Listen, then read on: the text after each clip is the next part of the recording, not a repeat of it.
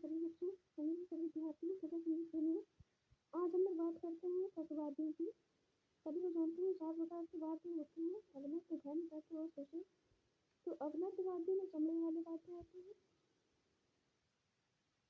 घन वाद्यों में मंजीरा इत्यादि आता है, पीतल के वाद्य। सुषिप्त वाद्यों में बांसुरी इत्यादि आती है, जो वायु से बजती है, हारमोनियम, बांसुरी, क्लैरिनेट। और जो तत्ववाद्य होते हैं उनमें उनके अंतर्गत स्ट्रिंग्स वाद्य, यानी जो स्ट्रिंग्स इंस्ट्रूमेंट होते हैं, तार वाले वाद्य, उनको लिया जाता है तत्ववाद्यों के अंतर्गत। आज हम बात करते हैं तत्ववाद्यों की। तत्ववाद्यों के अंतर्गत प्राचीन परंपरा के अनुसार देखा जाता है इसका निर्माण पिनाकी नामक जो भगवान शंकर जी ने बनाई थी वीणा, पार्वती जी को सोते हुए मुद्रा में देख करके, उस वीणा को पिनाकी वीणा को सभी तत्ववाद्यों का पिता माना जाता है। और प्राचीन परंपरा के अनुसार सबसे पहले गायन होता था एक तारा के साथ। एक तारा वाद्य जिसमें एक तार होता था, उसी के अंदर से सभी सातों स्वरों का आविर्भाव, यानी सातों स्वरों की उत्पत्ति मानी जाती थी, होती थी। और इस एक तारे के अंतर्गत जिसका वर्तमान में एक तारा कहा जाता है, प्राचीन वाद्यों के आधार पर इसे तंत्री वाद्य तथा इसे वीणा के इत्यादि के नाम से भी जाना जाता था। और ये प्राचीन तंत्री वाद्यकार, जिसे थोड़ा सा मैंने बुक किताब से लिया हुआ है, मैटर आप देख करके नोट कर सकते हैं अपने जो भी विद्यार्थी संगीत जिन्हें तत्ववाद्यों की जरूरत है। तो वर्तमान समय में तारा नाम से जो वाद्य प्रचलित है वह प्राचीन तंत्री वाद्य के बाह्यकार में बहुत कुछ मिलते हुए जो प्रयोग होते सर्वथा भिन्न है। इसमें कहा गया है कि तारा और जो तंत्री वाद्य होता था उससे क्या ये कुछ भिन्न है अथवा कुछ मिलता जुलता है। प्राचीन तंत्री का विधिवत वादन होता था, जिससे उसमें ही मध्य तथा तार स्थानों को स्वरों का उत्पन्न स्थान माना जाता था, यानी प्राकृतिक होता था। उसके कुशल गायक गान क्रिया, उसके वादक तथा गान क्रिया होती थी। सभी तत्व उसमें सफलतापूर्वक निभा लिए करते थे। किंतु वर्तमान एक तारा केवल एक ही स्वर उत्पन्न करता है, जिसे हम आधार स्वर मानकर उसी के साथ गायन करते हैं। एक तारा का अधिकतर प्रयोग मंदिरों इत्यादि में देखा होगा आपने, देखा जाता है। और एक तारा जिसे हम आधार स्वर मानते हैं तथा उसी के आधार पर अपना गान करते हैं हम लोग। यह वाद्य प्रायः साधु संतों के हाथों में देखा जाता था और अभी भी देखा जाता है। जब भी आप देखते होंगे साधु मंडली आपके मोहल्ले में कहीं ना कहीं दिखती होगी, तो उनके हाथ में तारा और उनकी साधु की वेशभूषा होती थी। यही वो तारा है जो प्राचीन परंपरा से चला आ रहा है। तथा गाने के समय तर्जनी उंगलियां हमारी जो पांच होती है, तर्जनी, मध्यका, अनामिका और कनिष्ठा, तो इन्हीं में से तर्जनी उंगली को छोड़ करके सभी उंगलियों से इसका दंड पकड़ते थे तथा गाते समय तर्जनी से इसके तार को छेड़ा करते थे। तर्जनी यानी हमारी फर्स्ट फिंगर, इस उंगली से तार को छेड़ते थे। और ये तीनों जो है मध्यमिका, अनामिका और कनिष्ठा हमारी सबसे छोटी उंगली मानी जाती है। उसके बगल में अनामिका है ये वाली, और मध्यमिका हमारी ये, और तर्जनी ये। तर्जनी उंगली से तार को इस तारे के तार को छेड़ा जाता था और इन तीनों से उसे अंगूठे के साथ ऐसे करके पकड़ते थे और ऐसे करके उस तार को छेड़ते थे। तो ये प्रक्रिया होती थी एक तारा बजाने की, और अभी भी वर्तमान में भी एक तारा इसी प्रकार बजाया जाता है। तो आज बच्चों हम लोगों ने तारा के बारे में समझा है।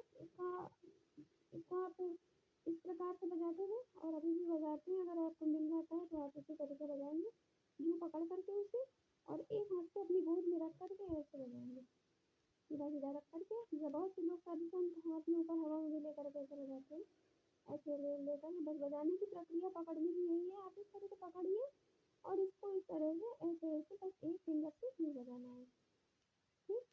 तो ये है आपके इस तारे के परिचय।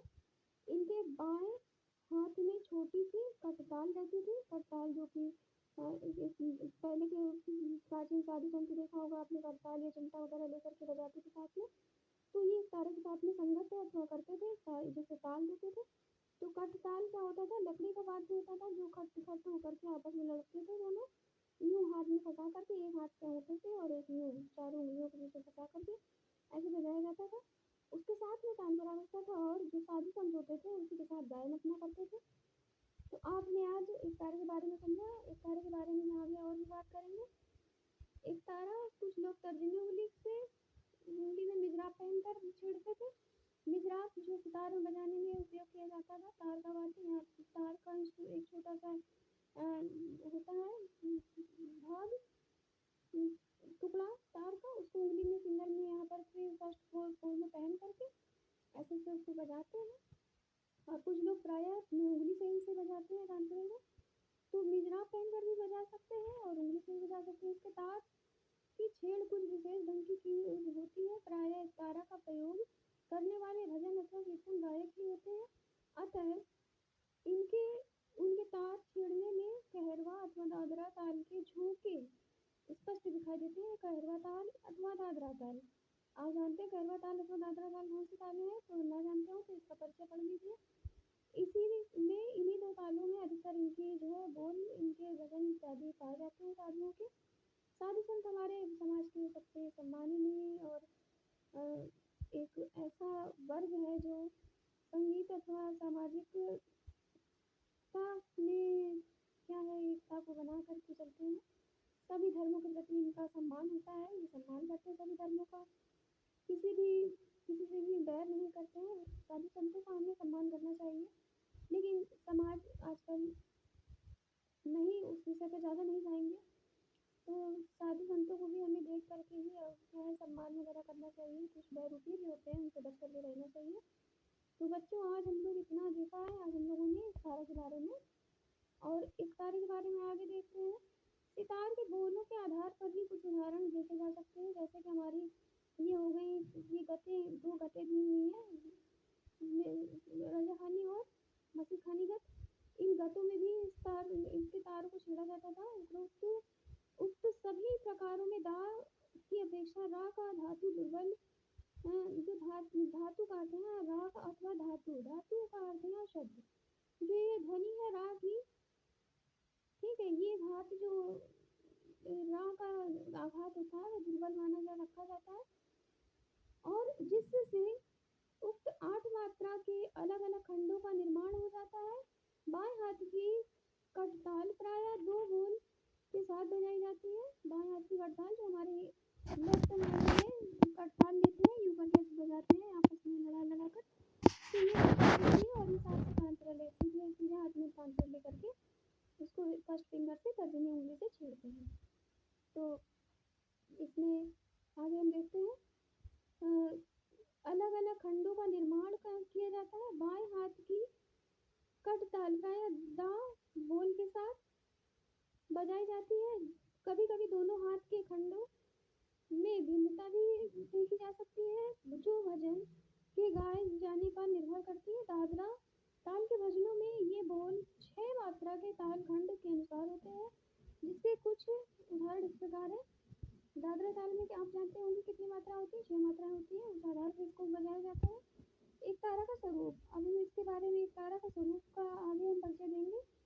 तो आगे परिचय इस प्रकार है कि एक तारा का स्वरूप लगभग 6 इंच परिधि का मोटा तथा 3 फुट लंबा बांस का दंड बनाया जाता है, जिसके ऊपरी सिरे से 2 इंच छोड़कर सामने की ओर एक खूंटी लगी होती है, लगाई जाती है। इसका मैं आगे ग्राफ बना दूंगी, तो आप लोग बच्चों नोट करिएगा। अभी आप इतना ही लिख लीजिए और इसको मैं आगे के लेसन में जारी रखूंगी। आगे वीडियो आप देखिएगा, उसमें आपको मिल जाएगा। तो बच्चों, आज हम इतना ही रखते हैं। आगे हम लोग इसके तांत्रिक पर चर्चा करेंगे, और जो भी 60-65 वीणाओं का वर्णन है या इससे भी अधिक वीणाओं का परिचय है वो मैं आपको उपलब्ध करा दूंगी। आप चैनल को सब्सक्राइब कर लीजिए, देखिए जरूर, और सभी बच्चों में शेयर कर दीजिए जिनको तत्वादियों की या सारे ही इंस्ट्रूमेंट्स वाद्यों की, चारों प्रकार के वाद्यों की जरूरत है। अवनति तत्व ध्वनि सुशिर, इन सबका जिनको परिचय चाहिए, जिन भी विद्यार्थियों को चाहिए, उन सब ये वीडियो जरूर पहुंचा दीजिए सभी को। धन्यवाद बच्चों।